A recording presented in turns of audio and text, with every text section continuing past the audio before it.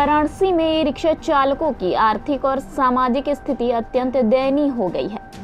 माननीय प्रधानमंत्री नरेंद्र मोदी ने 2016 में वाराणसी में ई रिक्शा की शुरुआत की थी, जिसे रोजगार के एक साधन के रूप में प्रोत्साहित किया गया था। कम पढ़े लिखे लोगों के लिए ई रिक्शा एक आत्मनिर्भरता और स्वावलंबन का सशक्त माध्यम है। आज वाराणसी में 25,000 से अधिक ई रिक्शा चालक अपने परिवार का पालन पोषण करने के लिए इस पेशे पर निर्भर हैं। हालांकि वर्तमान में इन ई रिक्शा चालकों को अनेक समस्याओं का सामना करना पड़ रहा है। उन्हें प्रतिदिन की EMI, बैटरी चार्जिंग, वाहन रखरखाव और अन्य खर्ची के लिए लगभग 500 की लागत होती है। इसके बाद बची इनकी दैनिक आय बहुत ही कम है। यदि नए प्रस्तावित ई रिक्शा मार्ग लागू होते हैं तो इनकी आमदनी में और भी कमी आ सकती है, जिससे इनकी स्थिति और गंभीर हो जाएगी। हाल ही में हरहुआ वाराणसी में एक चालक श्रीनाथ प्रजापति ने कमाई की कमी के कारण आत्महत्या कर ली थी, जो कि अत्यंत दुखद और चिंताजनक है।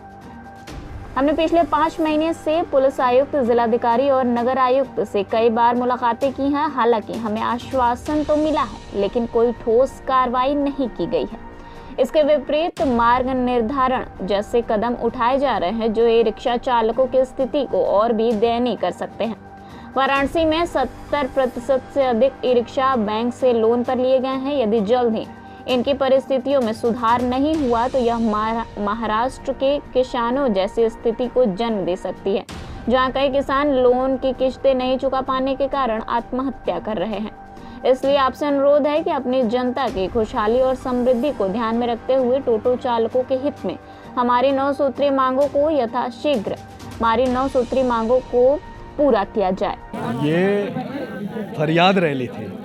25,000 ई रिक्शा चालक परेशान हैं। जो यातायात विभाग ने जो है रूट बनाना तय किया है कि एरिया बांट देंगे। 25,000 परिवार कैसे पलेंगे? प्रधानमंत्री मोदी जी की जो इच्छा थी कि सबको ई रिक्शा से रोजी रोटी मिले और प्रदूषण समाप्त हो जाए, उस प्रधानमंत्री जी की इच्छा को भी यातायात प्रशासन जो है पानी फेर रहा। जो उनका मिशन है कि रोजगार, पहले ही सरकार बहुत चिंतित है, रोजगार है नहीं।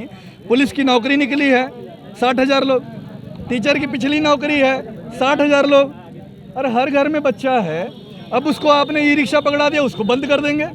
जाम तो दिल्ली में भी लगता है, टोटो से नहीं लगता। वहाँ बॉम्बे में लगता है जाम, टोटो थोड़े चलता है। लंदन में, टोक्यो में, कोलंबो में, बीजिंग में, हर जगह जाम लगेगा भैया। आपके हिसाब से क्या प्लानिंग होनी चाहिए टोटो के लिए? हमारे हिसाब से प्लानिंग पूछेंगे तो हमारे पास पूरा एक मॉडल है।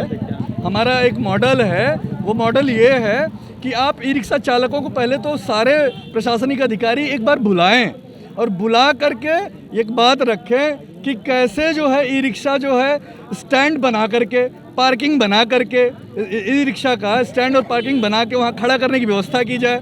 उनको प्रशिक्षण दिया जाए कैसे गाड़ी चलाना है, लेन में चलाना है, बीच में नहीं चलाना है। ये प्रशिक्षण का अभाव है। तो यातायात विभाग को जो जिम्मेदारी है कि ड्राइविंग लाइसेंस बिना किसी दलाली के वो ड्राइविंग लाइसेंस बने, है ना, प्रशिक्षण हो, तो ये ना दे के आप गाड़ी बंद कर दें।